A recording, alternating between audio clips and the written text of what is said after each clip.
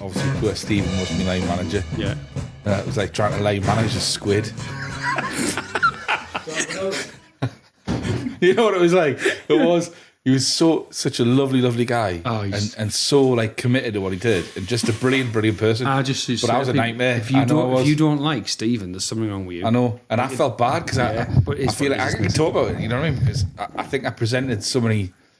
Because obviously the story was when I started that job as a specialist in that role for food and drink, there was just such a gap, and I was frustrated by it. What did you have, like Prima cheese and a couple of others? Well, exactly. There wasn't much else to go at, was there? There was loads there, and I was trying to make the argument, look, like this needs a bit more specialist focus. Yeah.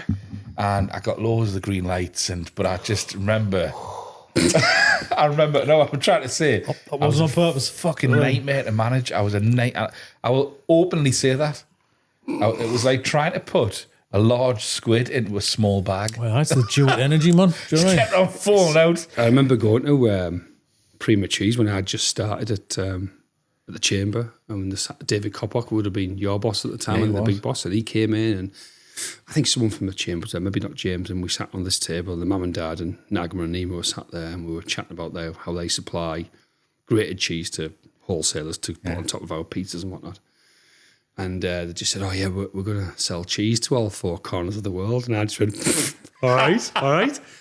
More fool me. I think they were doing about maybe 1.2 million, now upwards of 80 million. 80 million plus. And I looked at Nagma, I went, how are you going to do that? Tell me how we're going to sell that cheese in Bogota, refrigerated all the way there. It's going to be a fortune.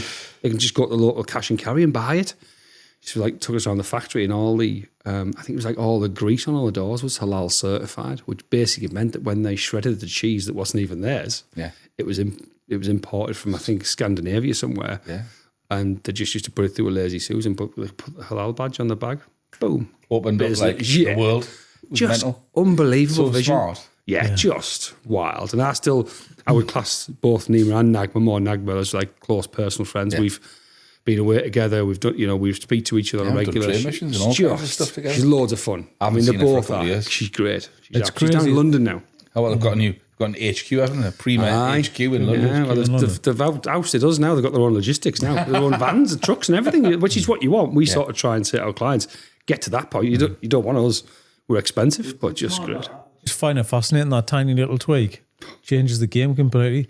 But it's the same product. Do you know what I mean? It's that was our world, though. Clever positioning, I think. It's almost like you feel like there's a bit of luck in it, isn't it? But well, I think there is, but it has to become like, it's got to be the timing, hasn't it? It's got to be the time, the look. Yeah. I think for me, it's all worlds together. Yeah. But yeah, I'm fascinated. I tell you what, we've not had anybody from the Tees Valley area. Am I your first one? Yeah, I think you're the first Tees. Oh, smoggies in your world, yeah. But like no pressure, you know what I mean? Yeah. Well, I love it. You're representing a nation. Yeah, I'm originally from Middlesbrough, and I always sort of joke, but it's not actually a joke. I would say being from Middlesbrough is like having an ugly sister. I can call her ugly, but if you don't, I'm going to punch you in the face. Do you know what I mean? Like, I'm allowed to give it a hard time, and we've had our hard times, we've had our ups and downs. It's still a little bit roller coastery now with the bigger projects coming off, some not coming off, some getting the 11th hour. But the area's a much better place than it was 7 years ago. And if we hadn't done what we'd done then, where would it be now in terms of no steelworks and no future and all that kind of stuff? And you see this green, clean technology coming along with BP, and £1 billion was not a number anyone ever spoke about before Brexit and COVID. Then Rishi just started throwing billions around, didn't he, for everything? Yeah. And we're seeing some massive, massive projects now. I think Alpha now has £2 billion, which is just a freaky number. Yeah, and I don't think we get the sort of size and gravity of it. What that'll do to the hopefully the next generation, which is what I'm passionate about, and making sure that more kids and more people have more opportunities than just the people that say it. I'm genuine from my heart, and I get emotional just kind of talking about. I get emotional. You'll definitely get me emotional. So you're born and bred? Yeah, born in Middlesbrough, lived there all my life. I'll caveat that I now live in Stockton. I won't say where, but somewhere maybe a little bit nicer than where I lived before. Mm-hmm. Yeah, but hopefully that's through hard work. And I actually started off, my first job was in a. I've got a bit of a catering background. I started off as a chef, but there was no jobs as a chef at the restaurant I went to. How did I not know that? Well, because I didn't actually work as a chef. I was doing like a level 3 catering course. And what happened was I went to this training centre. My mum sent me to town with 10 bob and said, don't come back without a job. I thought I could stay off for 6 weeks with my younger sister, but she was like, nah, go on. So I remember it was 26 pence to get to town, and in the back of my mind on the bus, I was thinking, I need another 2 pence to get home. I haven't got enough money, so I'm going to have to get off, stop early. Anyway, I walked around town, didn't find out. I goes up to the geezer, I says, can I have, can you give me, because I'll never see you again, 2 pence to get the bus home, mate? He said, you're a cheeky little fella, are you? What are you looking at? I said, I'm looking for a job. So my wife works in a multi-purpose training centre over there, does YDSs. I went, all right. I actually walked in the Chamber of Commerce first. Really? And some posh lady said, oh, no, we don't do things like that. And I just walked out. Didn't say this is what else we do. And I walked. I was at the bar. Was like, I'll be back. Maybe not. And then I walked outside and spoke to this guy, went to this centre, and a lady called Jill, I remember as long as I live, wonderful, wonderful, kind lady, but she had a real big cleft palate. Yeah. I'd not really seen one before, so I couldn't help but stare. And I said, what happened to your lip? Being the kind of kid I was. And she was just lovely. She said, I'm born like this, and that's how it is, and just walked off and started temping around the centre. And the first floor was like people typewriting, like literally. I thought, my dad will kill us if I go home and tell him I'm going to be a secretary. The second floor was like page 3 posters all over and lads actually doing hard work. And I thought my nails are too pretty for that.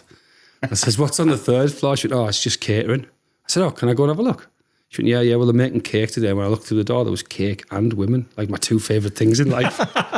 So I went in there to be a chef, but they couldn't find me a chef in placement in Middlesbrough. So I went to be a waiter in a restaurant. Mm-hmm. But I was like this through the door, looking in the kitchen, like, I wonder how he's doing that, and if I could do this, and, I wonder if he'll learn me how to cook and chop food, and just the basic stuff really fascinated me, until I saw the chef throw a knife at the lad sat in a box pulling like the ends of sprouts off for Christmas because he'd said something wrong. I thought maybe I don't want to go in there.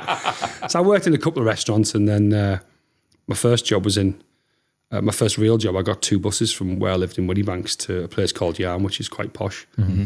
And used to go nightclub in there. Yeah, but Club M. Tall Trees. Same place.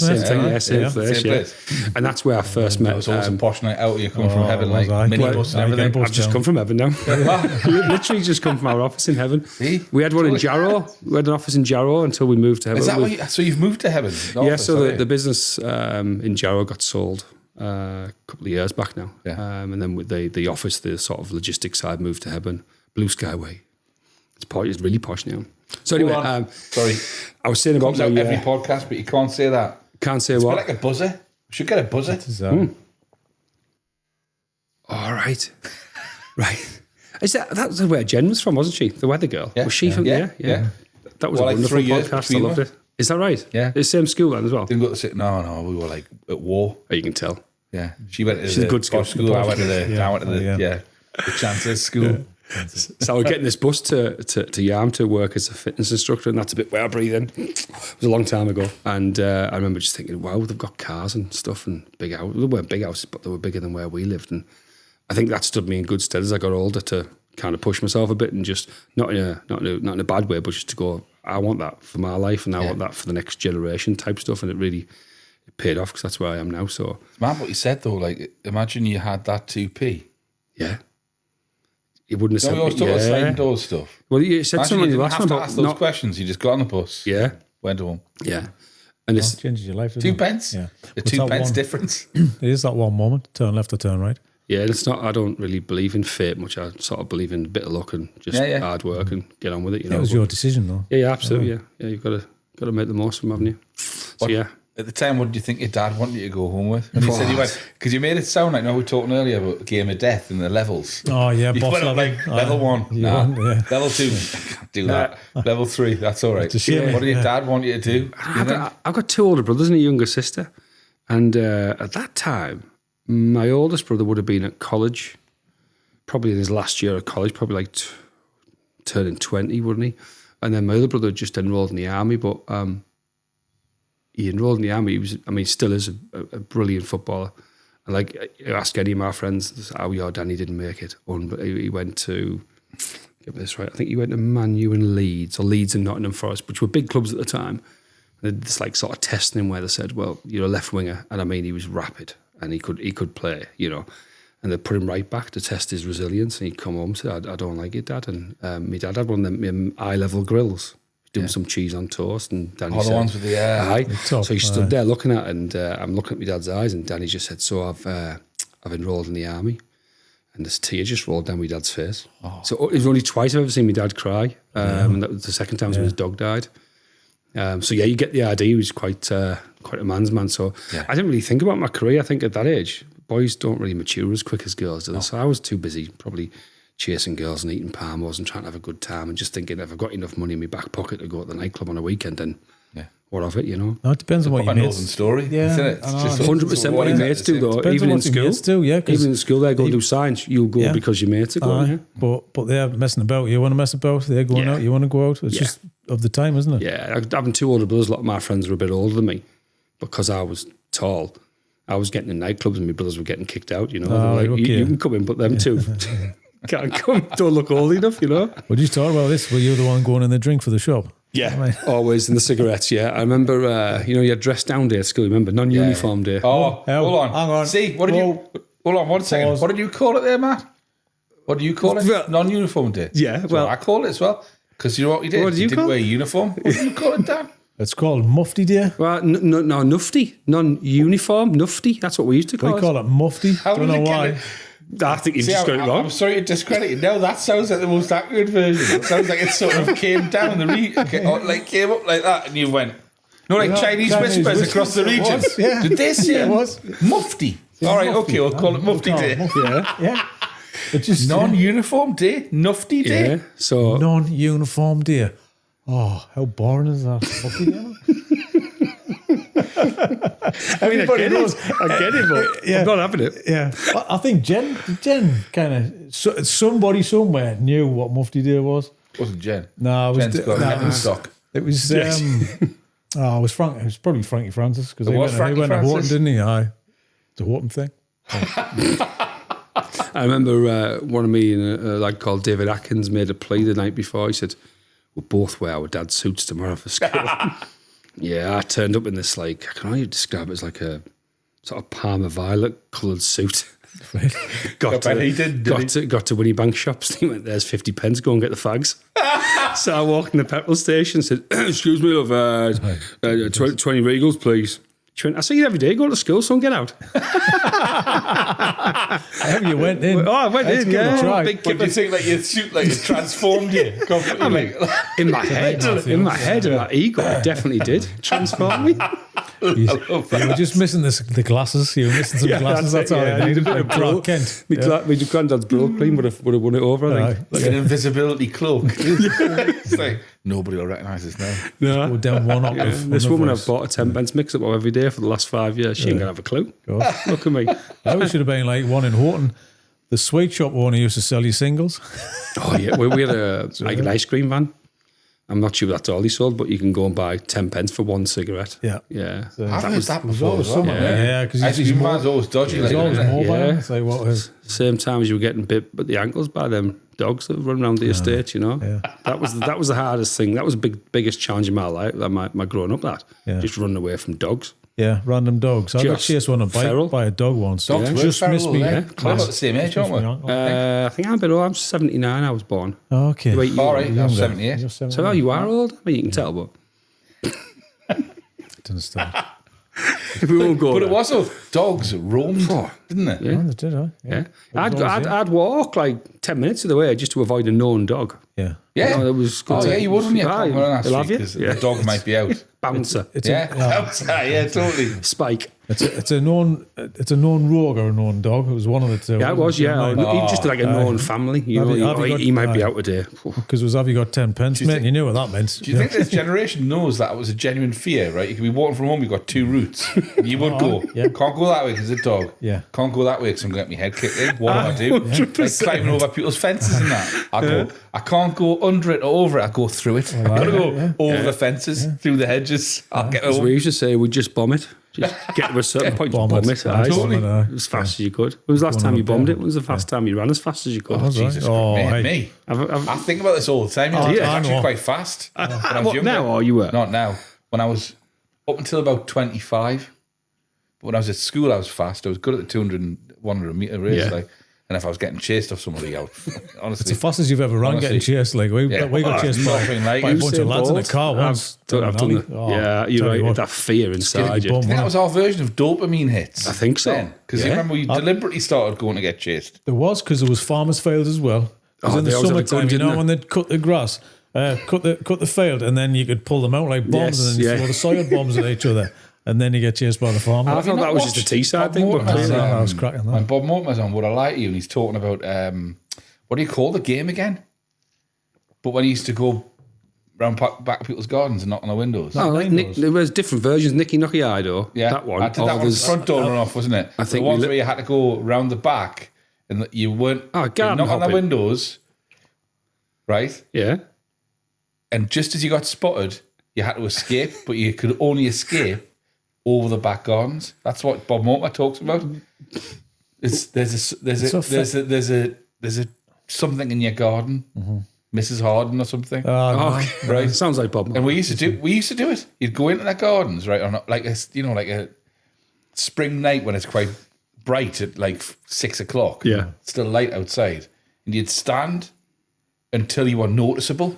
Then as soon as they saw you, you were like, right. And you had to go, but you weren't allowed to go through a conventional route to escape.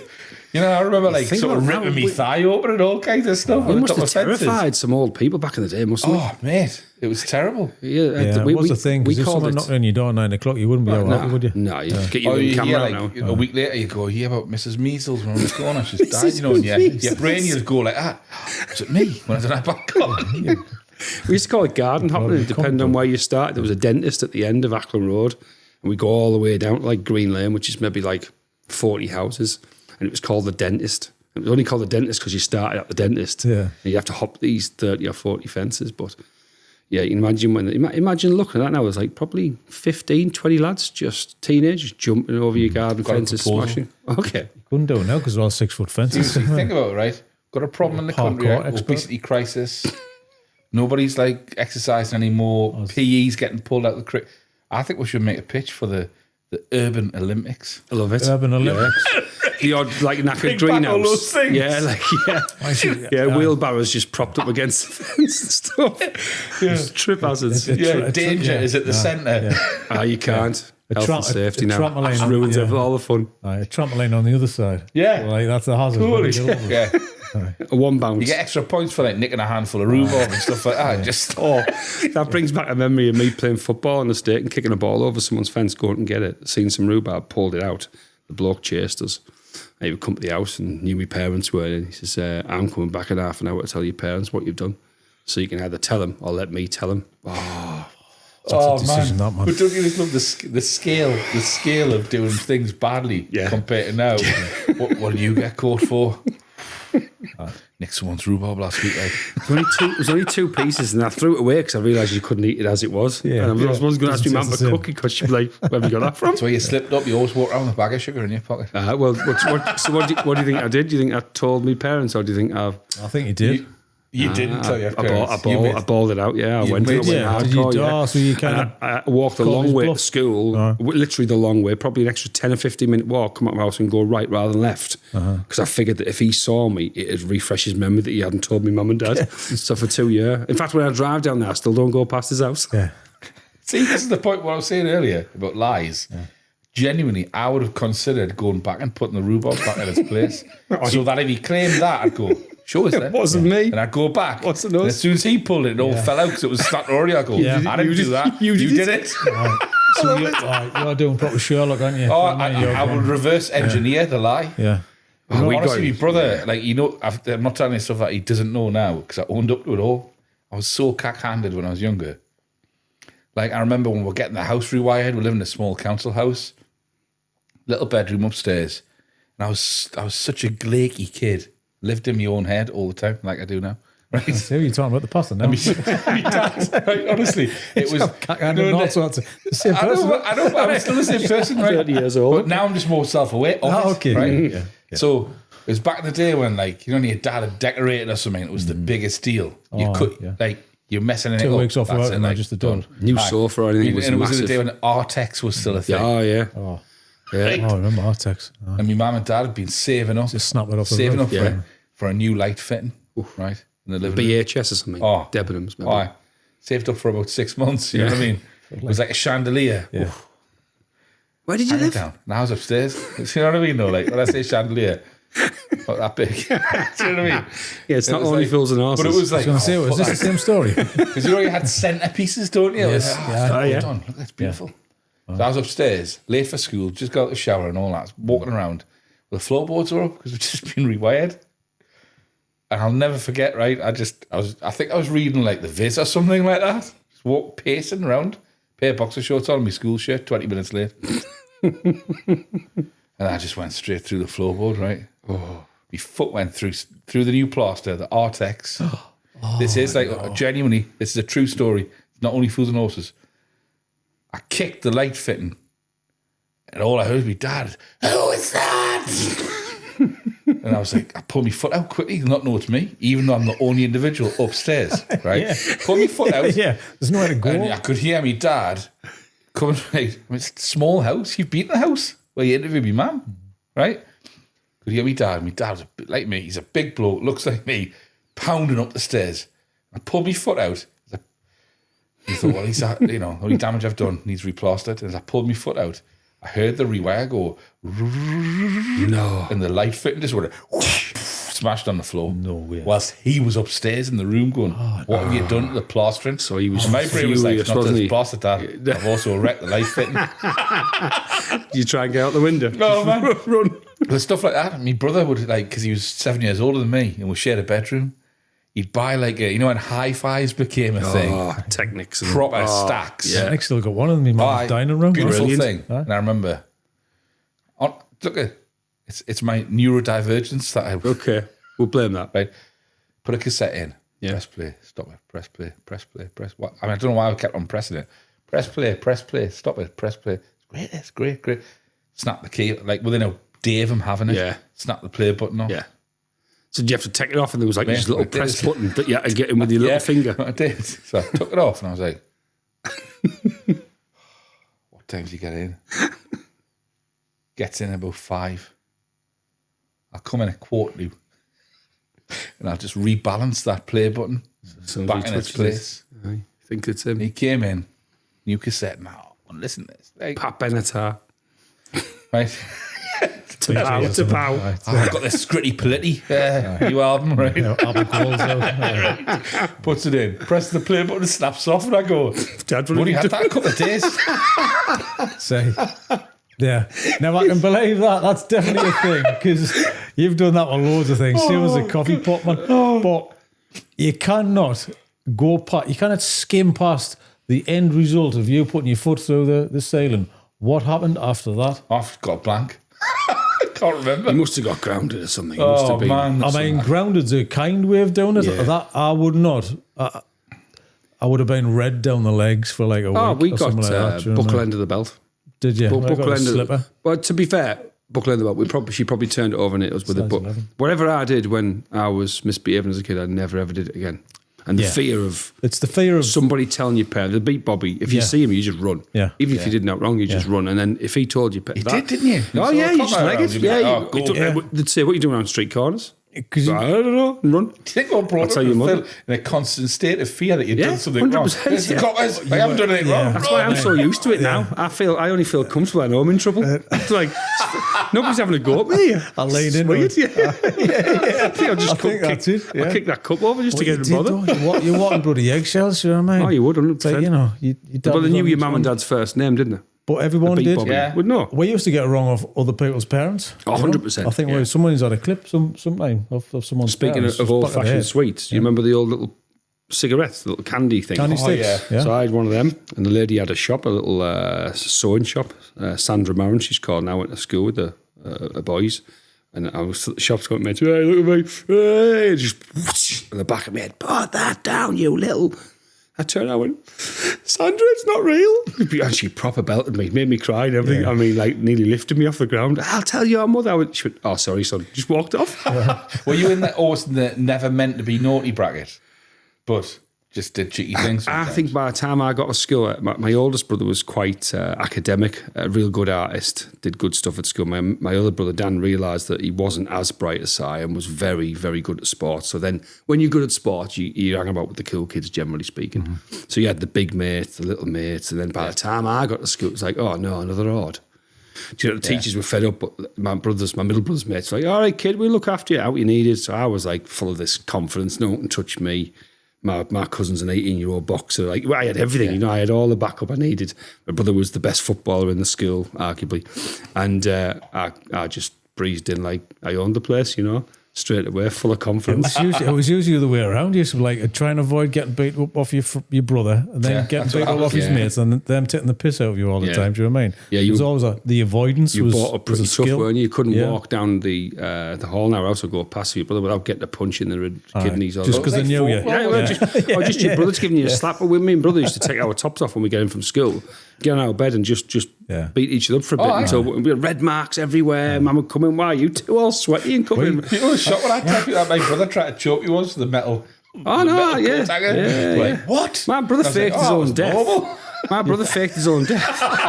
No. Sorry, not quite Hartlepool canoeist. I was going to say not quite them. But we were playing football, actually crab football in a room half as big as this, right? And my other brother was in goal and he kicked him in the face and it must have quite hurt him a bit and he caught his eye and he so I turned Danny on the floor. What are you doing? Like dead still. I thought for a second, Danny? He went, no, I fooled you. Just so that he deflected from the fact that he'd hurt his brother. It was just wild times. And that was my dad ran the kids' football team, so football was our life. Literally, he ran it till he died pretty much doing it. Had a massive heart attack. Yeah, so my daughter was 7. He died 2 weeks before my daughter was born, which was pretty sad. Yeah. But it's like that one in, one out mentality. I remember sort of sitting there and Catherine didn't have a great birth. And Nancy was quite, I'm sure a lot of them are, but it was quite troublesome. My dad had died 2 weeks earlier. I buried my dad, and a week later to the day my mum had a heart attack. She lived. But it was quite a tough time. I'm now holding this child, not knowing what to do, all sweaty in the maternity wards because of like 100 degrees. My back's stuck to this plastic chair I'm sat in. I'm thinking, oh, wait, give us a break. Like, what do I need here? I just heard this voice. Hey, Matty. It's like, masks on. I was like, hiya. She pulled down. It was one of my best mates, girls. I was like, oh, you couldn't help me, could you? She went, no, give us a ear. I was feeding her like this. She went, no, you've got to put it in. I was winding her like this. She went, no, you've got to give me it. And I was like, oh. She went, you want to go home and brush your teeth and get a shower? I was like, I could do. I went home and just that little bit of help, that little bit of kindness just got me to reset and come back. I was like, right, I can do this. But there's no manual, is there? Your first kid, you sort of look at this human going, what do I do with you? Yeah. You know? But it's mad, isn't it? Sometimes life just gives you all of the things all at once. Yeah, it's mental. Big challenge. And you go, are you testing me? Or what's happening here? Well, mate, you'd had challenges anyway. I mean, you don't mind talking about that, do you? No, absolutely not. You had health challenges. I literally get out of nowhere. Huh? Yeah, sort of came out of nowhere, but we're quite hidden for a while. And you'll have to stop me if I go on a bit because I'm quite passionate about trying to help people. And I'll get to the end of the story and you'll see why. But so I had colitis for 20 years. And I always say, I'm lying there, it was 19 and a half, but wait, let me round it up here. So for 20 years I had colitis, and theoretically it just gets a bit worse every year. So you'll start off on a medication, it'll work for a period of maybe 6 months, then it'll stop work and you go in what's called a flare-up, which means you go into the toilet maybe 20, 30 times a day and you've probably got 10 or 15 seconds to get there. You're passing lots of blood, it's very sore, it's draining on your body. Then they go, all right, you're in a flare-up, take some steroids for the next 2 months, but you can only take steroids so many weeks of the year because it's not good for your bones and whatnot. And after like 18 years, I remember I played golf and I came home and Nancy was only 2 at the time. I'm like, oh, I pain in my back, but not like low back and old man back. It was like right in the middle of my back. Long story short, I got took into hospital, oral morphine, couldn't shift the pain. Gastrosurgeon was in the A&E department, sort of discharging me on the Monday. And he said, oh, have you ever thought about having surgery? I went, what, for me back? He went, no, for your colitis. And I remember just feeling a bit pissed off, a bit like, I can have surgery for it. Why is no one? And your liver was a flat one. Yeah, like, why they let me? So I went, all right, yeah, well, what do I need to do? He went, oh, well, it's major surgery. You'll have organs removed and, you know, you'll be in there for a week or two and there's a recovery period and you'll have a bag. I went, a bag? He said, yeah, you have a stoma bag. I said, all right. I said, I think my granddad had one, but I've never seen one. Where's it go on your face? He went, no, on your stomach. I said, oh, well, I'll have one then. If it makes me feel better. And he couldn't get it. He said, do you not want to go home and talk to your wife? I said, well, you've just told me I'll live longer and healthier. She says, no, it's the wrong wife.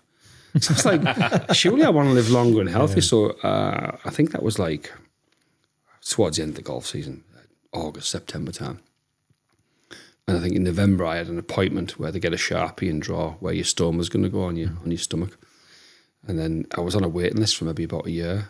But you know what it's like in Teesside, everyone knows everyone. So I rang a friend who might know a friend who might know a surgeon who went, all right, I'll get you in as soon as possible. I said, look, I'm ready to go. Employer's really supportive. Wife's, I said, I'm literally ready to go. So if anyone cancels or you have someone who unfortunately passes away, because a lot of it's for sort of cancers and things, I'll be within an hour, no problem at all. I got a letter on the 4th of February. And they said, oh, in like 10 days' time, which made it Valentine's Day, which is really ironic because my wife owns a florist. And I was like, on the busiest day of your year, I'm just going to tootle off to hospital and get some major organs removed. And so what gets taken out is your bowel, your anus, your large intestine, your colon. I think that's about it. That's enough, right? And your backside gets stitched up. So you can't have a fart again, which is quite depressing, really. Like, it's like... It's bizarre. Yeah. It's like getting used to it, something like that, yeah. Adjust your brain like that. So I remember my brother's youngest, she stood looking at me and going, all right, yeah, well, glad you feel all right. And she stood for like what felt like half an hour. I was like, how do you fart? And I went, oh, well, I can't. She went, are you joking? Oh, do you not miss that? I went, yeah, I do actually. I do, because everyone pays no rent type stuff. So, yeah, I was in hospital for 5 days, got out, and I just, I think you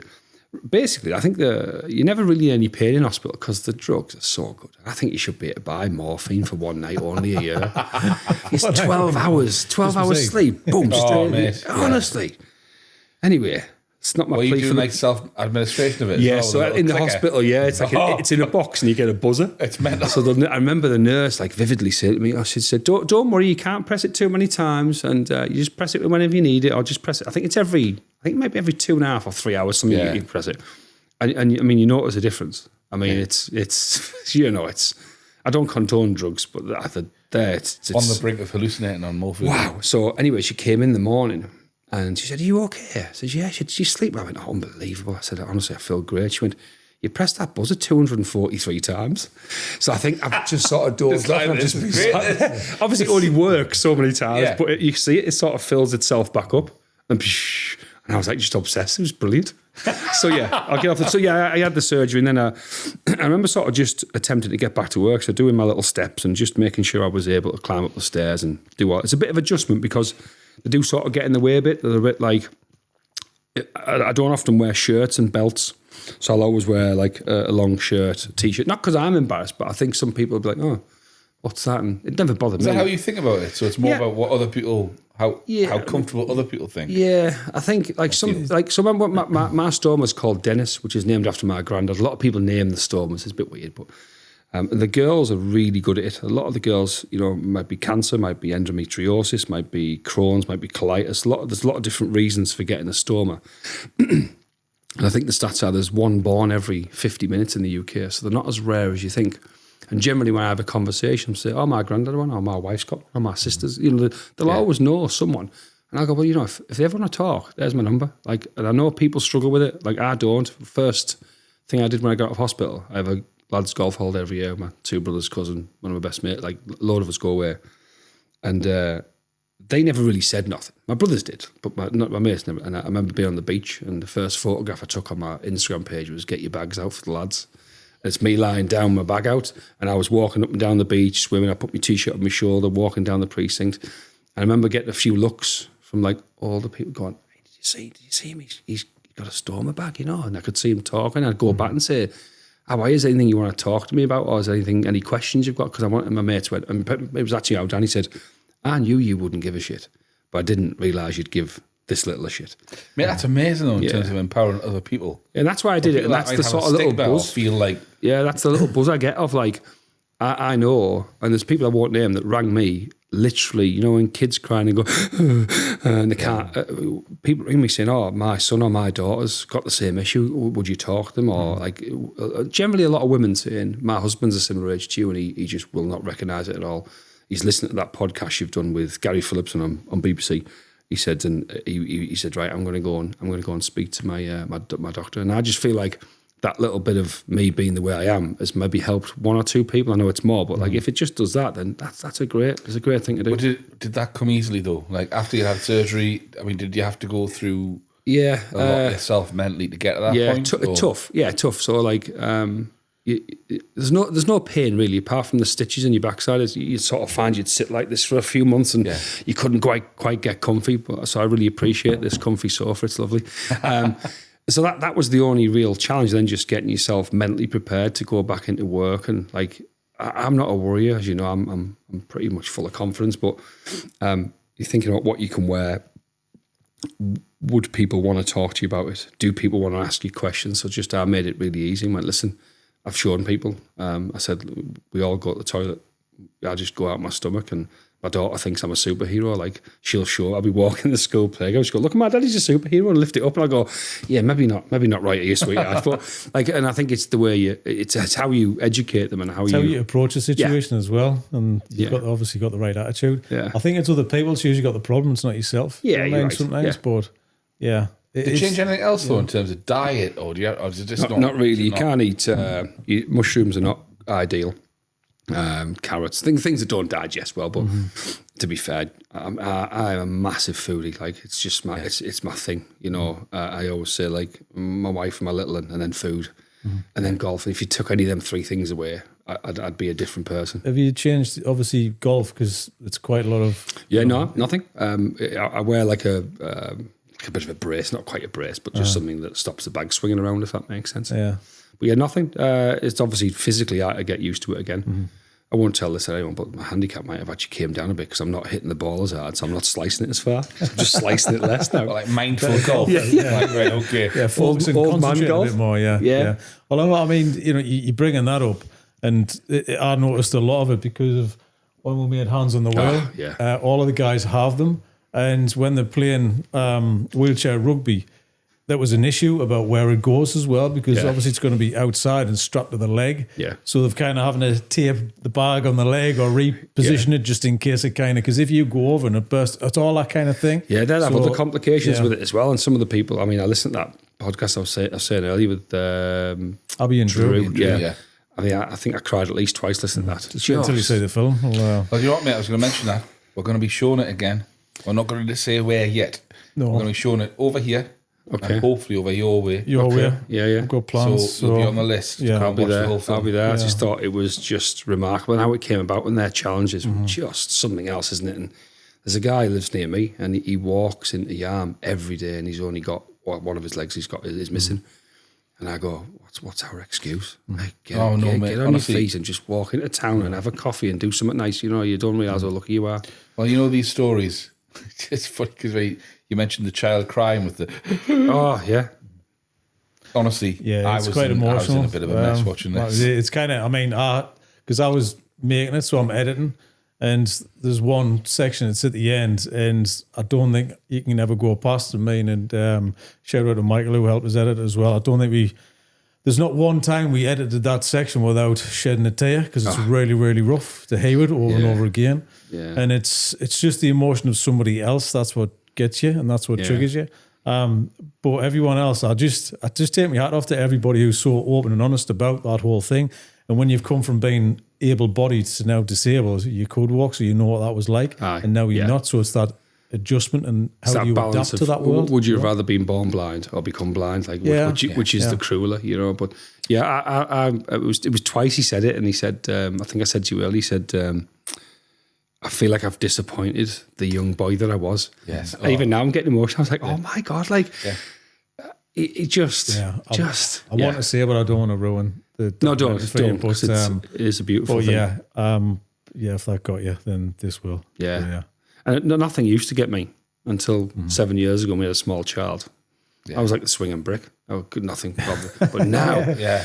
I see an advert on the telly and I'm like, turn this off. I'm going to donate 50 quid and turn it off because I can't watch it. Like, just terrible. Isn't it mad how kids do that? They turn up the empathy in you. Yeah. For the human experience. Maybe not yours at your age. No, totally. You know what I mean? But, totally. I've got nieces and nephews at that age and I think, I hope Nancy doesn't become like that. But she's an only child as well. Oh, my kids are 16 and 18 now. Yeah, it's just too expensive. I don't want to think about it.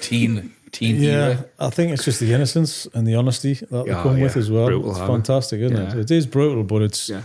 I don't know. It's unfiltered, isn't it? I like it though. Yeah. It's great. They don't have a mean bone in them. They just say things as they see it. You know. And we live on an estate where it's very multicultural, and she sees lots of diverse backgrounds. It's brilliant. So it's just giving her that exposure has made that she doesn't ask some of the questions that other kids might ask. And I think the more of that we can do, and the more we embed that in society, that it's an important thing, it's a good thing. That it's just education, isn't it? But again, I'm going to go back to like the problem is you. It's not other people, because I think they always want to share and they're willing to educate you. But you just got to ask the question. Like yourself, be inquisitive. Go. I'm happy to talk about it. Even you go up to somebody and you start the awkward conversation. Why? Because at least you're starting somewhere, and I think that's important as well. Yeah, I was really sort of pleased and almost a little bit proud of when I'd done the podcast with the local radio station, just because of how much my phone was ringing, and I was starting thinking, well, I wasn't at work at the time, and the war had just started in Ukraine. Literally just started as I got out of hospital. So watching that go from a bit of a, well, there's something kicking off, to people in bunkers wearing hard hats, and you know, it was. And I was sat there and I was thinking, well, I've got not much else to do, so if these people want to ring and have a chat, I'm learning at the same time. And a lot of people helped me online. I started a separate Instagram page called Baghdad Matt, because I had a bag and I was a dad, and I'm called Matt. Nothing to do with terrorism. Although it did get quite a few. You might have had a couple of crossovers there. Yeah, the screen the followers.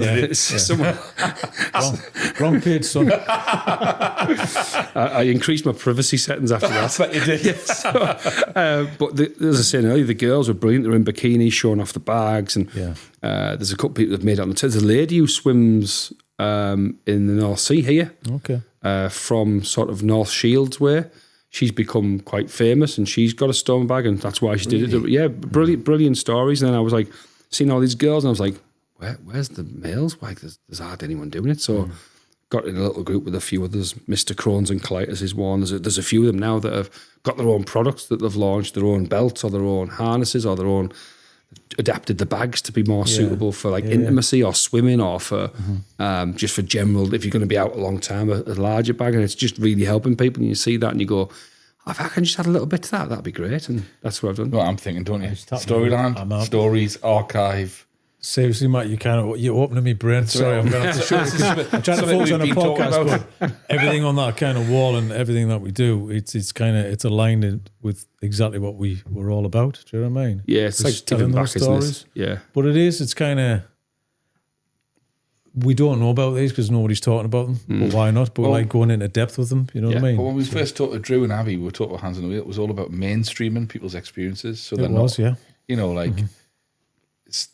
They become less alien as experiences to people. 100%. People become more comfortable. My granddad didn't expose his because he was probably a little bit ashamed, and he thought it was, you know, it's still poo, it's still waste. So people are ashamed. You know, we want to talk about it. We know everyone does it, and I took that as like, well, let's flip that and let's go the other way and make sure we expose it as many as we can, because I know the help it's had.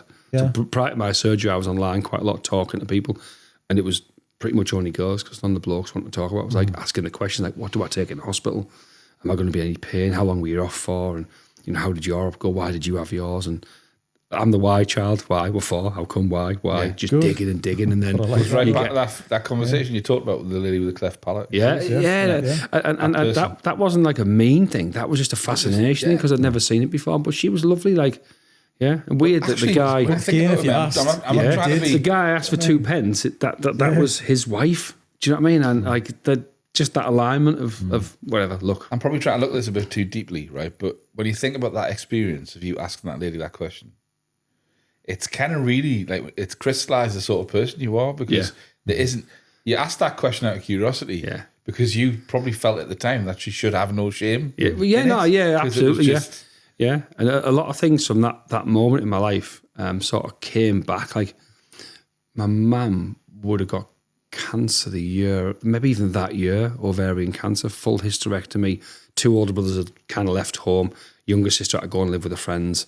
And I also walked into the Chamber of Commerce building where literally I think I worked out it was 20 years to the year that I walked back in as their senior trade advisor. Yeah, it's mad, isn't it? Just, and all them things sort of shaped the way I am now, the way I have empathy. I grew up around a lot of strong women. Yeah. So I love the sort of stuff about, making sure there's equality in the workplace and everything else. But I always say that no woman wants a job because she's a woman. They just want the same opportunities that other people are getting. Yeah. So there's a ceiling to be pushed through, and we need to get through it. But then we need to go right. Let's reset and go back to how we were, where it's now equal. So, having strong women in your life is a blessing that you don't really see as a child. Yeah. But as you get older, you think, you're a bit you might be a bit better with your own wife and your own child and all that kind of stuff. And that kind of, I suppose, led me to where I am now. Just trying to think about the next generation. Do you reflect on that? Do you think about the journey as well, and you kind of how you are now? But I just praise you for kind of being an open, honest guy as well and asking the questions. Because if you don't, then you're not helping anybody else.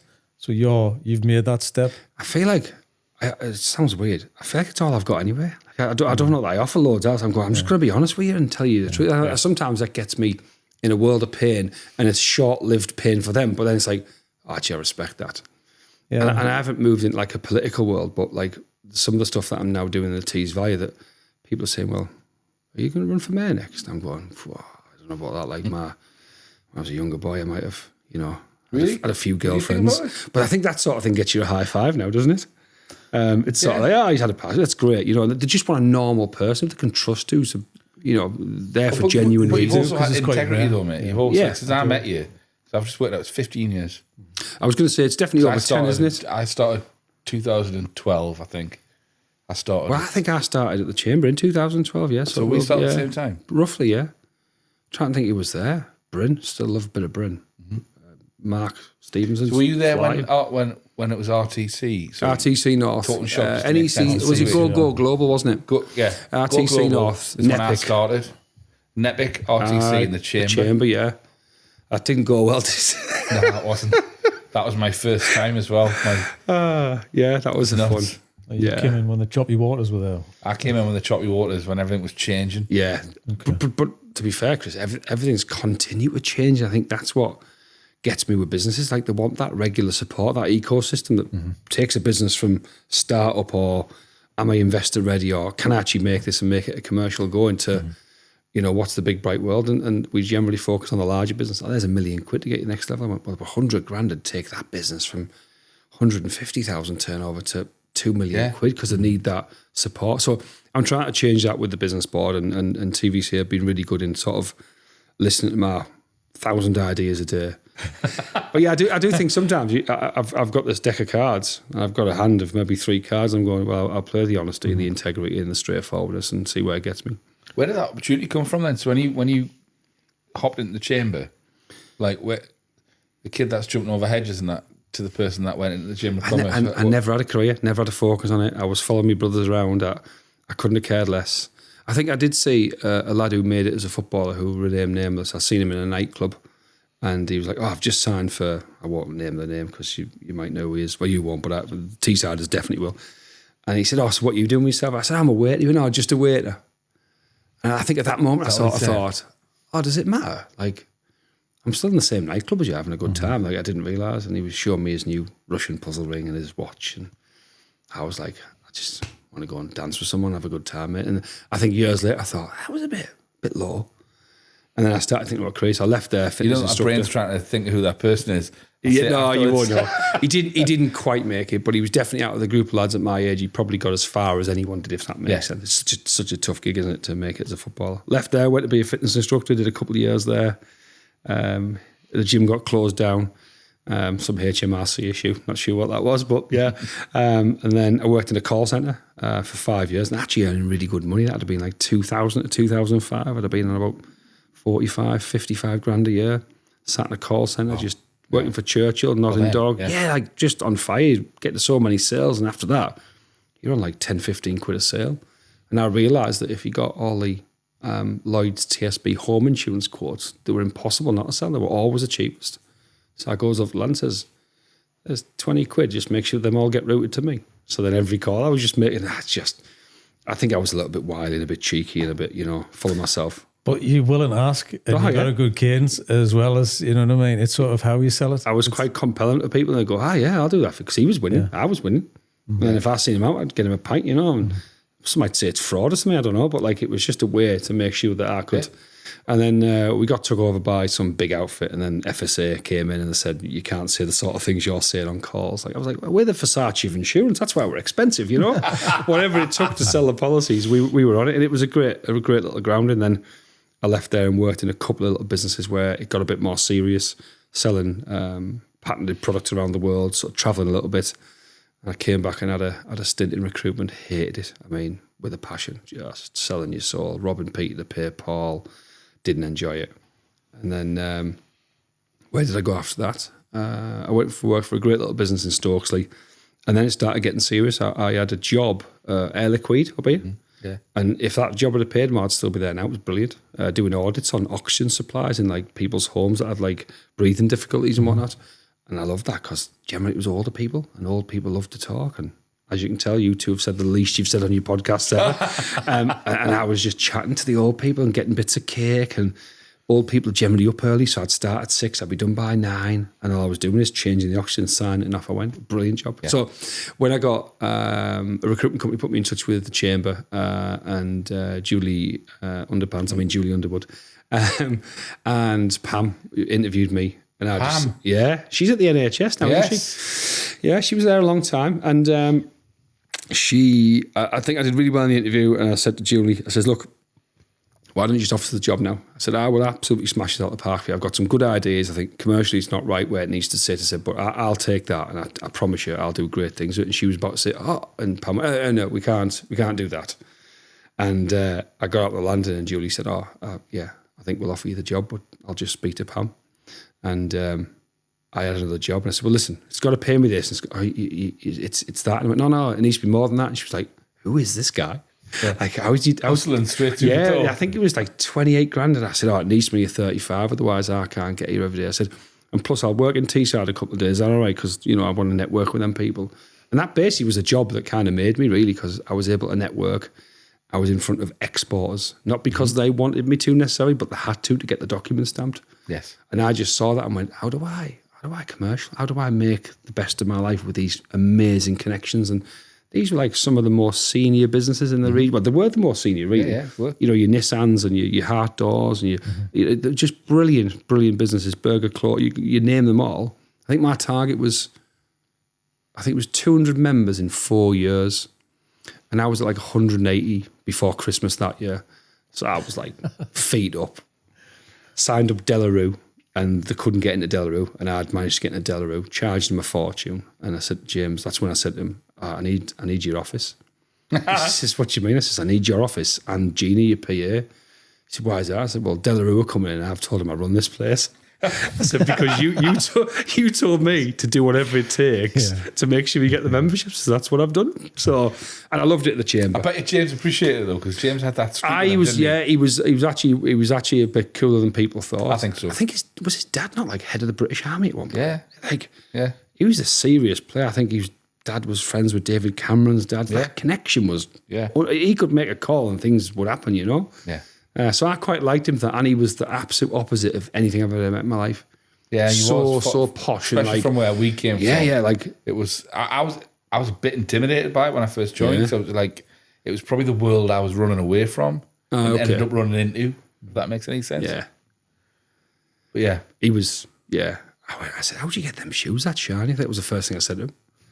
Like they were just pristine, I've polished them since I left. Since I got home last night until I woke this morning. He was still rubbing them on the back of his trousers as we were speaking to him. So that was good. Now I left there. I wouldn't say under a bit of a cloud, but I got the opportunity to go to Dubai with Emirates, one of my close friends. And I happened to take... I remember. Yeah, it get out on Facebook, didn't it? And I happened to take 4 female clients that were quite attractive as well. And I thought, well, if I'm going to go in style. So it was probably, 12 years ago. I went to Dubai. There was pictures all over. It was I put holidays in, but I knew it was going to come back and it'd be like, oh, wait. So I'd already written my notice and went, listen, I'm going to move on. He's like, oh, well, you know. And we had a nice chat, to be fair. And he's stayed in touch, and we, you know, it was an interesting time. But the chamber was changing then as well. And I think it needed to. And it needs to change again. It's, you know, I still think it should be the best organisation in the region for where businesses turn to if they need advice, regardless of what they say their offer is. I think that when One North East shut, for all it wasn't brilliant, people just didn't know where to turn. Businesses didn't know what to do. Yeah. So then I had a small business for a while, sold that, and then I put out on LinkedIn saying, I want to have a chat. I'm going all day, give me a shout. And I was really flattered. I got some really good offers, and LV were just phenomenal. Like, Matt, we see the value in what you can do. You know all the people that we need to speak to, almost like go and be a roving midfielder to a degree. So company ambassador was born. I was the first of that kind of job title. Now there's quite a few of them, but I'll say it now, I was definitely the first. And it was great because if you're a salesperson, people don't want to necessarily talk to salespeople. But if you're, and back to food, like if you know what the ambassador is, if you were of a certain age, I'd take some Ferrero Rocher in. And if you felt like really spoiling them. So people of a certain age, you go, very good. Yeah. Other people go, cheers. Yeah. They wouldn't have a clue that was the ambassador's party for Ferrero Rocher. So, and that was good. And then we hit the ground running there. And logistics is always going to be a challenge. Right now, we've got wars, we've got drone wars, we've had Suez Canal, Brexit, COVID, and the staff often say, oh my God, it's so hard. And I go, when was it easy like? Mm-hmm. Yeah. It's always a challenge. There's always a challenge. Always, wasn't it? Yeah, always going to happen. And that's where I am now. And then the doors started to open. I applied for what was the LEP originally, which is like a leadership and enterprise partnership. And I kind of just thought, I didn't even speak to anyone, I just sort of... In Tees Valley? Yeah, so it was different then. The Combined Authority was in a different place. And I just thought, well, I know a few people there, and I know loads of people, so maybe my barometer of what people are telling me is of value, and that's literally what I put in the application. I think it was only probably 2 or 3 lines long. Got a phone call, you're going to run transport and logistics, which is my sector. So LV were like, brilliant, yeah, great.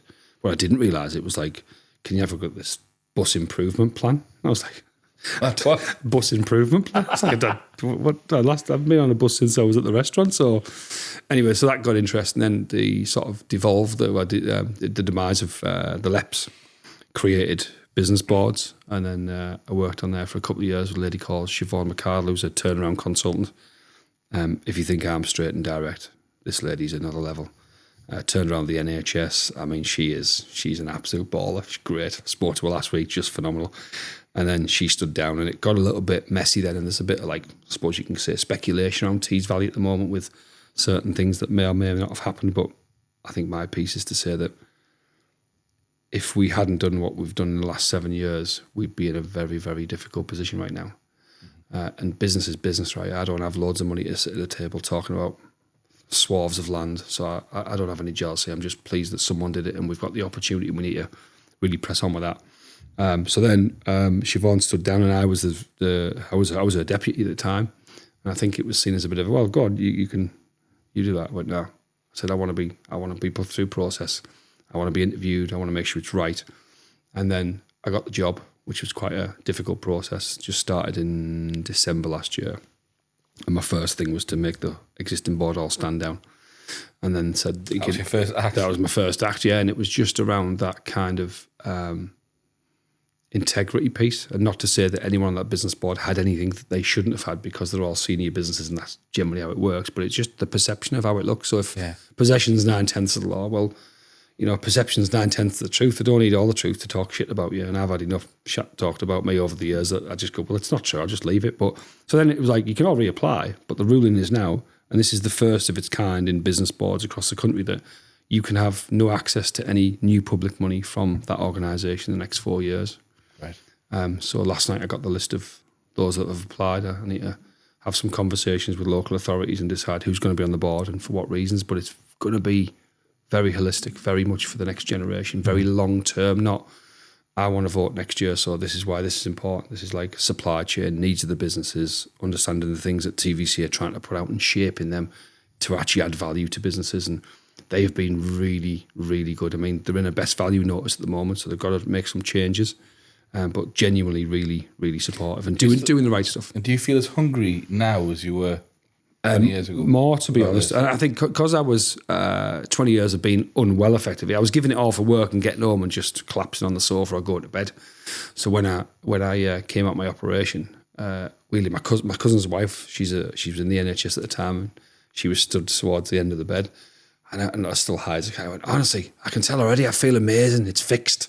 She was like, I think that might be the drugs anyway. But I knew straight away that I felt well. And as soon as I got out, as soon as I got back on my feet, as soon as I was well enough to return to work, I've just been like, that's what's important now. Yeah. So to make sure we provide for my own family, to make sure LV are happy and we're doing the right things there, and then to hopefully help shape and change the region to have some kind of better levels of integrity, honesty and openness. I think that's what we lack at the moment in the world, not just in Teesside. It's apparent everywhere. It's funny when you say region, I still just think of Northeast. The Northeast. Yeah, I do, and I still, my brain always still. Yeah. I mean, even these little maps we've done there. Oh yeah.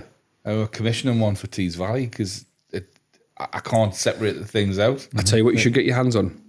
And Alan Richardson from Heart Doors built the Olympic Stadium door. There you go. With the Chamber did it. I think Charlie Nettle did it, who's now at AV Dawson's. There was a credit card size. He pulled it out. Had a map of the region, and as an inward investment piece, it had like the airports, the port, and it was brilliant. And he would go, and Richard Swarthenberg would go all over the world. Richard was in China, he was showing in Chinese dignitaries this, and they were getting pictures. And I thought, how good to show off like that little snippet of the region. But you're right. And I also want to work on the divide that exists in certain areas between us and you, if that makes sense, in Teesside. And, you know, we've been sort of the ugly sister for quite a long time, and then we've had this influx, and I think it's caused a little bit of tension. Not so much. I think Ben and Kim actually got on quite well now. I think politically they're always going to have a bit of a this is mine, that's yours type thing. But I'm keen to get into Necker. I've had meetings with John and got friends on the board that I want to go in and say, like, I'll be the lame dog. I'll be the one that sits down and says, you come and do this to our area, and we'll harness it. But there's so much we can do together, like so much, and it would be much, much better for not just the businesses, but for the people that live and love this region. 100%. Yeah, 100%. There's loads we can do. But anyway, that's the next challenge, I suppose. Once I've got a board. I was just about to say, I'm going to write on the bottom of my CV, could do better. Aye. Listening to that, I mean, hats off to you, Matt, as well. What do you think's the reason for the divide, slightly? Not really. I mean, politics plays a part in it, right? Doesn't it? Like it's obvious, and you different colours. And I don't really get involved with politics. I think it's one of those murky waters, isn't it? Of disaster, and wherever you go with it, it's a bit like the far left and the far right. They can't see each other with a telescope these days. It's like you can't have a sensible debate, can you? It's one of those things, you know, you can't be fixed, so you just get on and be positive and drive. Yeah. I think Newcastle's always been a place that people, Newcastle, Sunderland, and various other parts of further up north, you would say, have always been quite desirable to people in the Tees Valley, if you want to call it that. I don't know where the valley is, but it's called Tees Valley. Yeah. Got no valley, but let's call it Tees Valley.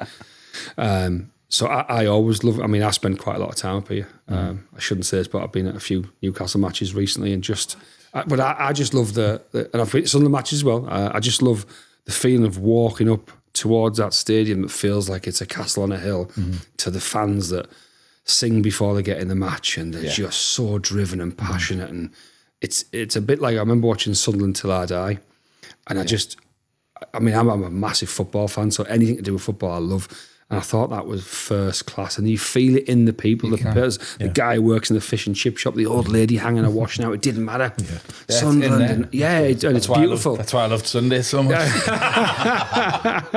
But now, I mean, I was telling you, I was down at the Sheepfolds. What a little place that is as well. And I can see that growing arms and legs and being kind of what other football clubs do to keep people in there, spending the money and creating that kind of just better atmosphere. But yeah, the pie and the mash were just a different level. You've just made a segue into food now. I know, I was dying to get onto it. Do you know what I'm thinking? Shall we do Matt's gifts first before the questions? Yeah, can do. Shall we? I mean, this feels a bit like your menu that you haven't really thought it through. And you're 55 episodes in. Pass them over to Matt for me, please. So I got these on the way over. Bearing gifts. Yeah, and what I was going to try and do is, I don't think we can taste them all, because there is never quite... had a gift. We haven't had a gift. Have you never? Not for a while. Not for a while. Hold on. Steffi, Chocolate Smith. Steffi, chocolate. I was going to say, bakes. Bakes. And we've had homemade stuff. We've had all sorts. Yeah, I feel like you talk about this quite a bit. Charcuterie. Yeah, she brought charcuterie. Did she? Yeah, we've had a few. As you would say, that's git posh, isn't it? That's git posh. Yeah. Git posh. So what I was thinking is, you talk about this quite a lot, and Jen Bartram, brilliant. I mean, can I have favourites? Yeah, that was my favourite podcast. I love Jen. She's brilliant. I mean, we had again. I cried at that one. Yeah, just story. How cruel things can be. Anyway, so I thought I'd get this and see if you could name them, if that makes sense. These are retro sweets. We're going to start here. One or one. Right, the only problem is, I know what that is. I'll pass them down. Well, I'll pass them down so you can have a hold and a taste if you want. I can't remember what they're called. But I've actually forgot the name. The second word. It's because I was no, it's not pips. Because the pips are I nearly went in. Sweets, aren't they? The pips. These aren't answers. I nearly went in midget gem because they're not. No, they're not. But they're these florally as well. It's something pips. Floral pips. I thought the pips were the. I thought the pips were the floral pips. Because they're jellies, aren't they? Some of these, they're quite hard. Are we opening these? Yeah, crap. It's almost like these aren't as hard to name. I can take pineapple cubes. Yeah, and pineapple chunks, man. I knew this would be divisive. All right, Mufti. Or also there's all the cubes, pineapple chunks. Mufti. Listen. This is when we get passionate. So these are not the things you find in men's urinals. All right, these are pineapple chunks. What colour do you go for there? Proper tea stickers, these like. Where are you going with them? Oh, there's sarsaparillas, aren't there? Sarsaparilla what? Ovals. Tablets. No, he's nailed it. He's right. Sarsaparilla tablets, pineapple chunks, cubes. What's the matter with you? Where are you from, lad? And these are the things that Jen referred to as the things that cut your mouth open, don't they? If you take the rough edges off, and then sometimes they can cut your mouth. I don't think. Say because they're florally. No, hold on. Like I need to have like a process here. Oh, okay. Can I have a pineapple chunk? What's the lavender? I'm just forgetting the lavender sweets. It's pineapple chunks. Yeah, it's definitely chunks. Yeah, I'm on board. He's done eating sweets on the podcast. They're going to lose their mind. I've been called out because I said I don't want to eat Greg's, but I had to call my pasty a couple of weeks ago. Did you do that in slow motion or something? These reminds me of my granddad. I was going to throw it up, but cut me too. You want sweets? Just pass them round. Yeah, absolutely. You're not having any. Pass them back round. And this is... Like I specifically asked for quarters as well. Pineapple chocolate. I mean, is this good for a podcast? Like munching and none? Yeah. Have they got chewy in the middle? Because sometimes when you suck, you get a little chew in the middle. Yeah. What's that sound like? That's like, is it ASMR type? Is that what it's called? Yeah. Well, I did on the solo It's podcast. like feeding a horse. No, it sounds like I shook a cube, isn't it? Well. Great impression, actually, wasn't it? Very good, actually. Come Black on. bullets. Yeah. You don't get better than them. You know what? Jasmine? Black and white. Jesmo, right. Yeah, in the so I thought they called Jasmine, but the Jesmone. I was going to say, that's why I didn't say it fully, but is it? If you Google it, there's links to them to be manufacturing Jasmine. Yeah. Can I just say it? And black and white as well. You were thinking there's got to be some. Thrown back to my family. My granddad always had a tin of black bullets next to him in his chair. That's why I bought them today. Black and white like tin. Reminds me of my granddad in Saltburn. So we had. Did you have the same? When I grew up, I remember being mystified at kids at school who said they had a granddad, and I said, "Oh well, I have a nana and a grandma. My grandma lives near the sea and makes jam, and my nana was in the war." And anyone else that didn't have that, I was confused as to why you weren't the same as me. My nana was a grafter. Yeah. My granny was down the pit. My granny was the kind of posh one. Yeah. Same in my family. And if I remember being at school and a lad that was in my year, his auntie was in our year as well. And that blew my tiny little mind. I was going, how? So there's such a big gap between the parents of like 20 years. By the time they had kids, they'd already had their first. And I was like, I don't know how that works. Yeah. My granny would always say, "Do you want a bullet?" Yeah. That was every Saturday. Do you want a bullet? Is that being naughty? A bullet. That's he just open the tin, pop one in. Oh, it was perfect. Yeah. Pass you a bullet. Right, we've got three more. I'm not a fan of rhubarb and custard. These are. Hold on. Are they mint chocolate? No, they're not. No. The sherbet limes.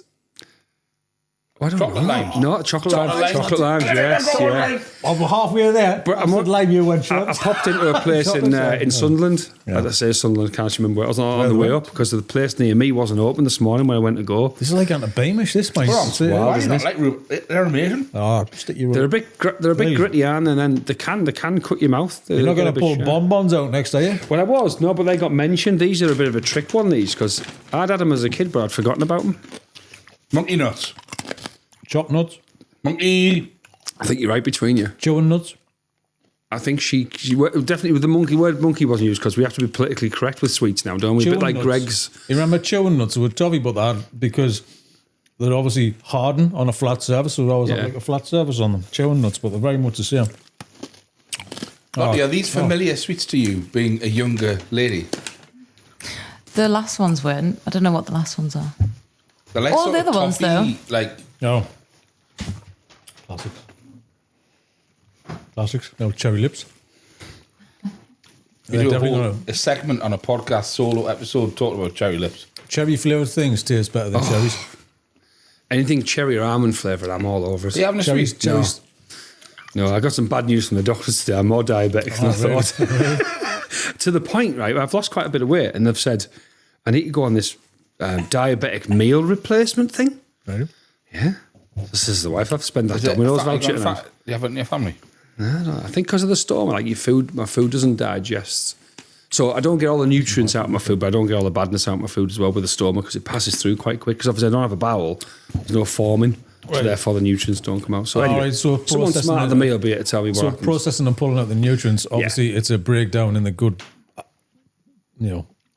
acid and the bio. So I don't get all the bad, but I don't get all the good. Right. You So see, have you got to do cherry like a lips, lot of shakes to kind of replace that? To No, get the nutrients in. I just generally fairly balanced. I mean, now I'll see what happens with this diabetic meal. I'm like 47 going on like 104, aren't I? I'm like rattling around 9 tablets a day for various different things. I wouldn't Crazy. even think about it, mate. tablets. We've just been talking about how we don't even think about age. No. Can't be bothered. Until you have to run. Oh yeah, don't tell the knees that. Yeah, the knees don't do wrong. Yeah, I'm definitely more of a golfer than I'm a footballer anymore. Yeah, you strategically plan like whatever you do around your bodily health. You know, I think you do, don't you? I think on my 40th, the week of my 40th birthday, I'm born in May. It was quite warm. And I think we might have slid our winter duvet on, you know what I mean? Because we're middle class now. And I remember trying to kick the cover off my leg. And I went, pulled my hamstring a bit there. I'd snapped it. What? So about a week later, I had this massive bruise on my leg, and I was hopping around. I was like, "I have to go and get this sorted." It was, you know, and that's how old I am. Like attached. Right, I know it wasn't quite a snap, but it was like, you know, it was more evasive than just a bit of a pull, yeah. And it was like, oh, you're gonna have to have 3 weeks of rehabilitation. I can't remember, Chris. I know you're gonna ask me. I think there were definitely something nuts. Yeah. I don't know whether they were choc nuts or whether they were nuts or chewing Now nuts. that is a Something might have been chewy nuts actually. Might have Chewing been. nuts, yeah, because the chewing nuts Right, were Lottie, it's double toffee the size and of chocolate, that. that's all it is. It's a It's poppet. like all the best It's part of just- the revels. It's a poppet, isn't it? It's a poppet. Yeah, Is that toffee what poppet. it is? Yeah. Toffee poppet. So I call it. Toffee poppet. What's your go-to chocolate bar though? Oh, I'm a double decker, mate. I'm a dark chocolate Because- man, so mate, Yeah. I'm kind of. I've got to separate my worlds because I'm an ex-fat kid, right? Oh, okay. I was huge. That's why I can know all of these things. As you can tell, I've got some knowledge. But I can't really eat them, so this is quite a special day for me. What was the question? What's your go-to chocolate? You said you were dark chocolate. I'm a dark chocolate guy, but I love a 70. I'm going to challenge you and say that's a simple chocolate bar, not a confectionery bar. 70 bar. But Says the food and drink no. specialist. No, because I would go in right, double decker star bar. Yes. right. Yeah. Crunchy. Crunchy. People don't rate crunchies. Yeah, no, I like one, but Crunchy. You're nodding. Really? Crunchy. what was the slogan for Crunchy Friday? Friday. Crunchy Yeah. Friday. Brilliant that. I think they did away with it because they felt like people were going to eat them on a Friday. Monday people go crunchy. Nah. Sales are down this week. When? Oh, it's Friday, Monday, right? Thursday. Well, it hasn't done fish and chips any harm, has it? No, you're right. So I agree. I would go like crunchy, double decker, and maybe a Star Bar or a biscuit boost or something like that. Do you know what I mean? Do you remember the Red Boost? Yes. I think it had like a bit peanut. of coconut and stuff in it, didn't it, as well? Oh, do you Remember I like a it? bounty. Don't you like a bounty? Mate. love it? Yeah. I like dark chocolate bounty. No. Dark chocolate bounty's better, I think. Yeah. I love a topping. Just I like the dark Remember kind of toppings? the harshness with the. Topic. Yeah. Topic. There was a similar bar to Topic, wasn't there? The Snickers a bit similar to Topic, but Nugget isn't it's on a the hazelnut. Nugget. That's and, right. Yeah. and hazelnut. It was out of your selection box at Christmas. It was always the last one left, but I loved the Topic. I loved the Yeah, Topic. It was to save the best to last though. Yeah. Picnic. Yeah. That's dangerous chocolate bar. Like That fruity is. version of a lime bar, isn't it? Just fruity everything. lime bar, isn't it? I love anything with wafer and coffee flavours and toffee. His tummy's rumbling. Dangerous. I've got to be careful now. You can get the duo of the double decker, Which is the same as the bar we used to buy as kids. That just chopped it in half, shrunk the package and charged double the price.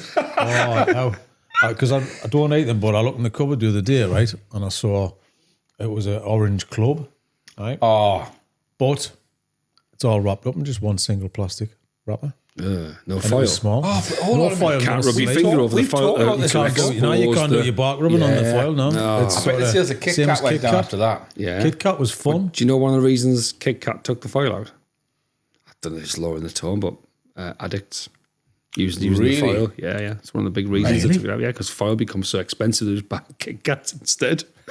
So, yeah. It's good afters. You know what I mean? It's a good chaser. Just come around. I forgot about that Kit Kat. When you come round. So yeah, I enjoy my chocolate and my little bits of cake because I don't really drink, I don't smoke, I don't have any vices. You know what I mean? So sweet stuff's my thing. And then the doctor tells me you're diabetic, and go aye, because them bags of tear and share Maltesers, I ain't sharing with no one. You have them resealable things on the back, and I think if anyone uses them, you're not the sort of person I want to be around. No, you can't. You're not my people. Share it. Yeah. Is there any you hate? Any sweets? I still don't like the jeopardy of a bag of Revels, like coffee and orange. I mean, Well, I was going to say they took the peanut out though as well. Yeah, because of the allergens and the stuff. toffee is often not like that. that's my The toffee's favourite. often too hard. The toffee's a little bit too hard. And no one. Just put them no under one your likes bum for 5 minutes. It's fine with What are you me. doing? I'm tempering the Rebels. Rebels like butter. You know when you get butter and it's been in the fridge and Rebels should use that as a marketing campaign, shouldn't they? That'd be amazing. What you Sit doing? up like that. Do you want these? Putting it back Thanks, Uncle. Yeah, you were talking laying about an orange. egg. You were talking about orange earlier. I remember a couple of Easters ago, everything changed to orange flavour, and then that same Christmas, everything was mint flavour. And I love oranges and orange juice, but I don't like anything orange flavoured. I love bananas, but I wouldn't eat anything banana I don't flavoured. mind a Terry's chocolate orange, mind. Yeah, I don't think you'd go now, out. don't they? Mint chocolate. I was going to say mint mint now. chocolate. orange, By the but way, so- did Jen open it? Did you get her a Terry's chocolate? She said you can do it in one go, didn't she? Open it, and yeah. I'm still trying to push her to do it as a bit of content. Yeah, I think you should do it definitely live on I want to see stage. it. Yeah, Yeah, put live the pressure on be a it. stage thing. Yeah, definitely. Yeah, I think so. Yeah, needs a bit of wow factor, doesn't it? Is that for the next live show? It is. Now over to Jen. Name that sweet. I mean, done all right today. Like. Yeah. Proud of myself now. We did a live show, in January. Did you? God. We did, because we showed Nerve wracking. We did a live podcast. We showed What, so the film and then we with did people or just you two? 400 people. 400 people audience. But you weren't- us two, you with weren't- the you didn't have Coleman one- family. And the Coleman okay, family. right. Yeah. So it's good. Squeaky bum time, but we just did it. We just went. I could not remember what I said coming off, so it's just like a fever dream. But it was good though. They funny. watched the film. We came back, and then we went on stage, and then we had the soundtrack. We had everything going off. Yeah, it's just kind of. And then we had a little bit of fun. Brought the muffins on. How do you separate a muffin? All that kind of stuff. Because the Colemans, because it went My viral. nerves were up there. of course, yeah. Luke 9 was there from Son of Holiday. yeah. Shook my hand Had a before we good- went on. I was like, oh man. Had a good crowd. Yeah, I didn't know who he pressure. is. I love It that. was just a good. Yeah, looking, I think it's well-tidy good guy. to put you outside your comfort zone, isn't it? Oh, You'll learn so much from that, and by pushing yourself. And I like, think once we realised it wasn't like public speaking, Yeah. it was us doing this. yeah, Well, we learned that we can do it, and we learned that if we just double down on what you do and who you are, then it's fine. Yeah. Because we had fun with it, and we did. yeah. If you pretend to be someone else, it becomes very complicated, Yeah. doesn't it? Like if I had to come in here today and try to be some sort of leader of the third world or whatever, you'd be like, "Well, hang on, Matt, what are you doing? You know, like an absolute tit." Well, you did Same say with our intros Baghdad. That's my next move. It's like a game of risk. Oh, brilliant! Oh, we're ready. Yeah, I was going to menu. Hold on. Whilst you do, I'm going to have another one of these raw oven custards. That's going to be a nightmare for Lottie. So I've seen Lottie, this. Oh, the you can come rustling and get and one, the- you know. I don't mind if you cut across the camera. Lottie, what's your Come and favourite get out you there? I want to know what your I favourite would is. highly right? recommend The the rhubarb pineapple and chunk. custard. The rhubarb and custard. You can have them. You can have the lot. Did you say rhubarb custard? Stinks. Same. I'm going to have a black bullet. These will be minty. Are these a little A bit minty? connoisseur's confectionery. Connoisseur's Confection. Right, hold on. You haven't had these. I love a handwritten We used to buy them in price. like a quarter. Oh, Oh, that's all right. Oh, I love it. It's £4.50 on the floor, that. It's £4.50. that's a week's mix-up, that, on the floor there. I think someone asked in your podcast why you don't get mix-ups anymore. And no one actually said the obvious thing, because of the price. They're not 10 pence anymore. Oh, I know. No, they're not 10 pence. No. Fortune. Nothing more exciting quick. than a mix-up. Yeah, because then when Pick and Mix was posh, wasn't it? That's when it got monetised by companies. And then Haribo just took over the game of mix-ups. Do you remember the footballs that were in a foil wrapper? Oh, mate. Yeah. Half-penny teddies. Yeah. Chocolate cups. Jazzies. Oh, the chocolate was... It was, but I didn't know any Sounds different. It was like fun because though, it ends wasn't up it? with Like sugar on it and that, do you know what I mean? At it the was bottom, just doesn't it? fun. Yeah. I feel like sometimes when we talk about the olden days, you ever watch The Jungle where they have like a sniff of a Pringle and they go, oh my God, it's and you go, what are you getting so carried away for? But you starve yourself of any sugar for 2 weeks and have a piece of chocolate. Oh, it's insane, isn't it? Yeah. Of course. Well, I'm not going to go with ketchup, which was ketchup until someone changed it to ketchup because we've talked about sweets. Yeah. I think I'll go with curry versus gravy to start. That's a classic It question. is a classic. Yeah, I think I heard you say something about cheese sauce and gravy or something on the I same was talking about plate. cauliflower cheese. It's an affront to you. A good cauliflower cheese with gravy. There's nothing wrong Yeah, with it. you're not just getting some cauliflower cheese and putting gravy on the way. It's part of your dinner. it's part of the dinner. Yeah, I can do that. I can The go gravy with that, yeah. complements the cauliflower cheese. It I'm doesn't- not sure it does, but it's not. I'm not offended by it. I'm not offended by it, but. Well, some people I know put bread sauce on the Sunday dinner, and I like a bit of bread sauce I think now and that's again. sacrilege. I should get rid of them people. What's the matter with you? You should stop talking about this. Cauliflower cheese and gravy. Yeah. We've discussed this, and we discussed this on stage. I called a woman out that was at the top for putting gravy on our cauliflower Once you've cheese on tried a the Sunday calibre dinner. of my cauliflower cheese, All right. you'll understand There's why a promise. gravy goes with it. No, but you're the condiment king, and you put condiments on. You put all the condiments on. Didn't it used to be offensive? Remember that time when it was offensive to put salt on your food before you tasted Oh, yeah. it? It's like, Yeah. You're insulting the chef there. Well, if you went to somebody's house, it was like an offensive thing. My mate pours pepper over everything, wherever he has pepper everywhere. I go, do you want some dinner with your pepper? I do as well. What are you doing? Yeah, it's like salt, pour it on. Yeah. Like pouring the Tell salt me what on. it is, though. Like, you either have really gloopy, runny cauliflower cheese.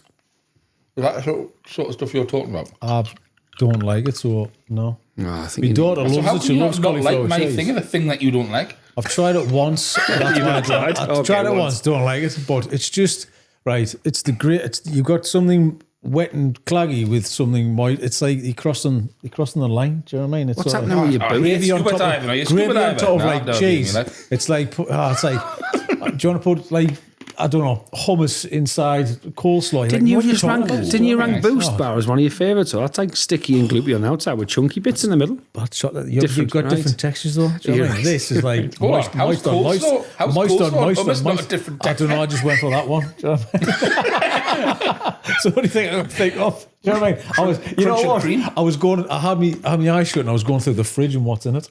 That's what I went for. I was just picking What's items. left? What's in the fridge? So, What's left? sorry. So go on, man. Chip curry versus That's all, gravy. hang on. This is a chip-based question. Oh, is it okay? Specifically, Yeah. yeah. So For first me, grilled it, tea so it's all cider. right. I'm intrigued. well, as to what it yours would was. it would be for me chip shop curry on my chips. Yeah. Chips Yeah. up curry. If you're saying that's the only option with chips, then if Fish and I'm- chips, sausage and chips. What are you going for?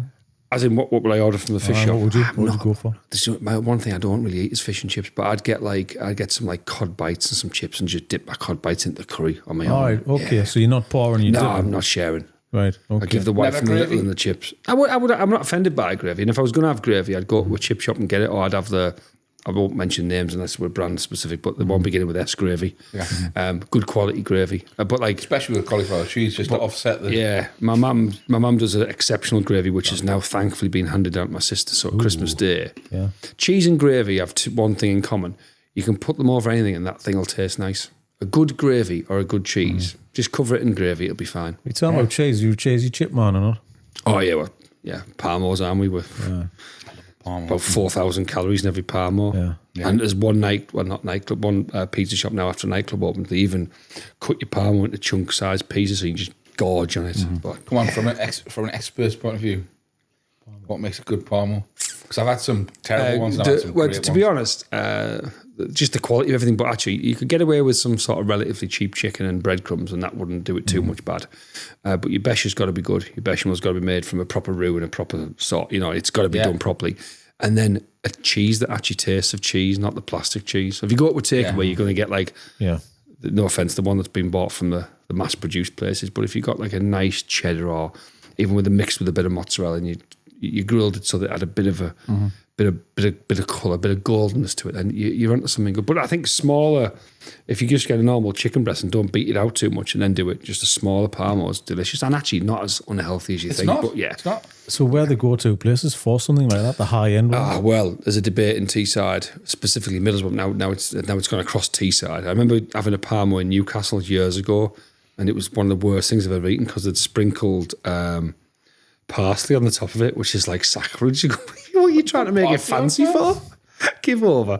But a good place. Central Park, always good. Manjaro's are probably top tier at the moment. And what's good about Manjaro's? Manjaro's the restaurant? Yeah, you can get it for takeaway or sit in as well. So I took one of my pals from one of our lads up in Scotland in our Aberdeen office, came down for a training day. There was a few of us went out in the night, went to Manjaro's, and the guy came off and said, just a small parmo. And he went, all right. And he ordered, I'll just have the normal parmo. It's like the size of this. It's massive. Absolutely huge. So anyway, he ate it, and I ate mine. And I picked him up from the hotel the next morning. He was red-eyed. I went, you all right? He was, I haven't slept all night. I thought I was having a heart attack. He said it was indigestion and heartburn off that parma. He kept calling it a parma. Yeah, honest. He looked, and he still talked. He said, I've never, ever eaten one of them again. But this thing was, and I'd obviously said to the guy, I said, make sure it's massive. I want a really big one to finish him off. He's fully digesting food all night. They have two different things now. They have a takeaway version, a restaurant version of the parmo of the year. I'm not sure. I haven't seen one for a couple of years, but that was a big thing. And it's massive. Like, you'll go to a traditional Italian restaurant in Middlesbrough. If they don't sell a parmo, they won't get any bookings. You'll have a French restaurant, or you'll have it just doesn't matter what restaurant you've got. The fish shops all sell parmos now. Yeah. And I know it's a silly thing to talk about, but we should be making sure it's trademarked. We should be saying this is because everyone has something. Was trying to do that at one point. I think there was more important things going on in the world for Ben at the time, and he sort of, I don't know whether it happened. It might have happened. I don't know, but not the sort of thing you build your political career, is it? But then there's other things you do well. I mean, it's a good biography, though, isn't it? Yeah. It's a career built on parmos or something. Yeah, on his Wikipedia. Yeah. You know what I mean? Yes. So it would be curry for me. I just love that chip shop curry. Nice. Do you have batter and stuff on your chips? Batter on my chips. Scraps. Oh, scraps. Yeah. Oh, obviously, yeah. I love how we've got like. I thought you meant you battered. Like we have subtitles across the region, isn't it? Well, you say that, but being from the south of the region, when you two talk, sometimes it is difficult to work out which. Yeah, not so much for me because I know you, but sometimes I go, which one of them's talking here? Like, which one? Is it Chris or we say Jack? Mine's the deep boomy one. Mine's the monotone. We'll be taking the make-up for weeks. I know. It sounds like we're a WSA Jack. Say I don't know what he's talking about, but I keep having to do the impression all the time, don't I? But yeah, I love that. And I'll finish off with Savoy, which I think you spelled. And do you know why I bring this up? Because last time we spoke, you said to me, we'll go to Dixon's, the butcher's, and we'll have a Savoy. Was it a Savoy sandwich? Savoy dip. And about 2 weeks after that, I was at a dinner in a restaurant in Newcastle, like a Bank of England type dinner sort of thing. And I'm walking the car with this chap who had been speaking on the table, and we'd all been chatting. So, what do you do? It's Michael. Michael, was it really? And I stood in the car park and I had such a lovely chat with him. He was just a legend, man. Yeah. And that was the first podcast I went. I was like, I know him, I don't. But like, I was buzzing because, but that family tradition, like, and it goes back to what Charlie Holt was saying about this place. Like, you don't realize how much history it's steeped in. Like completely. I was talking to him about coming here today, and he said his first ever job was working for a removal company on this site. Yeah. He said, and the family were that nice to him. He said they didn't actually have a facility; they just let them park the big van here. Yeah, and like that was the world of sort of giving and helping and supporting, wasn't it? That 100%. I think we've sort of lost a little bit. Yeah, we're here to bring it back, man. I think so. I genuinely think so, and it might take our generation to do so. But like that would be wonderful. And like, I just believe in kindness. Like, it's a superpower, isn't it? Like, if I was kinder to you, you might go on today and be a bit kinder. And in conflict, you might be a bit more understanding. So like, it's free. Like, just be kinder to each other. Be nice. I think it's exciting because it just connects something. It brings it together. And collaboration, that's what we're about now. I just love people. Yeah. I just love people, mate. Yeah. don't know why. Is that weird? Exciting. Don't know why. I get excited about meeting people, and people go, he's I do. very, it's like he loves a chat. Well, is that the worst thing? Yeah, that's what it's all about. I think so. So you met Michael, but have you tried a Savaloy dip? I haven't, no. I was kind of hoping I'd get a sample today, but I'll send you one. I've got some, there's some. What do you there's do some with wrapping it? papers I in might there. send one across. No, I might do. I might get one and put it in that little cloche, right? Send it across the region. Could film that. We've done a little project recently, stories from Shales, and I filmed making one. So there's a process of making it. Cuts the bun, Savaloy, cuts it in half, skins it, right? That goes on. Bottom of the bun. right. So the Savaloy goes on first, I'm into right? it. Top of the bun. Spatula, she goes, I think it's peas pudding, stuffing, then dips it. Mustard, that's your choice. And then straight lid on. Is there any meat in Or that? dip. The Savaloy. Savaloy. Yeah, okay. So she Can does you the not eat the Savaloy Savaloy just like an animal? Like, Oh, You can't I buy thought a it could be- Savaloy which I on tend its to do own. if I don't get any tongue from Morrison's. I'll opt for the I've had a Savaloy. Savaloy for a while, but so yeah, you're walking I down know, like Jarrow Town Centre, I coming out of Morrison's. Mate, I used to, if I was ever working in the chamber office in town in Newcastle, Yeah. actually realised that I might have predated the pocket meat thing. Bob Moore was pocket meat. Yeah. Yeah. I used to go to there's a little place, I think it's called Hunters, in the Granger Market, and I'd buy 3 Savaloys and 2 samosas. And I'd put I had Savaloy shame. Did you have to get a Put them in your pocket, Gaviscon? right? Did you get a Gaviscon chaser? I mean, I'm getting heartburn just thinking about that. Put them in my pocket. And I'd literally whip them out like that. Walk around. That was my lunch. Why? then Because back you're in. ashamed that you got 3? Is that, or were you just didn't want to share them? I just because I thought about that much of a throwback. That I walk around the city centre eating Savaloys. Ah, man, you got to warn it. I was walking down the I street. do just now. eating it. I was eating a packet of tongue the other day, just walking down the street. I'm like, I'm not bothered. Not for me. It's the best, isn't it? What, tongue? No, you're not a fan? Not for me, No? Richard Swart used to send me biltong for Swat. Look at that. lovely Some of fella. the names, He's just man. become a DL, I think. Yeah, lovely fella. Down in Teesside quite a bit now as well. Yeah, he'd always bring it back from South Africa for me and go, here you go, try that. I'd be polite and go, oh yeah, it's really nice that. Do you want that? Too salty for me, that. Too salty. It's salty. Yeah.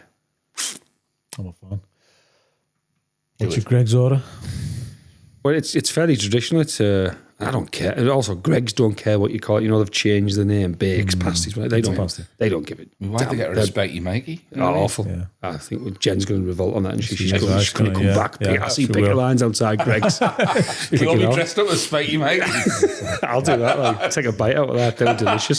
So it's a corned beef pasty, but I have a specific way of eating that. I wasn't going to tell you. Oh, and I please. told my wife, and Tell she her. went, I wouldn't mention that. No, now you have So to tell them. I get the pasty, it's still in the bag, and I squeeze some of the meat up to the top, Yeah. and then I eat, because sometimes it's really hot and you can't always get. So I started doing that, and I realised that just with the thin layer of the corned beef in the pasta, in the pastry, to eat at the end was just sensational. Yeah, like that.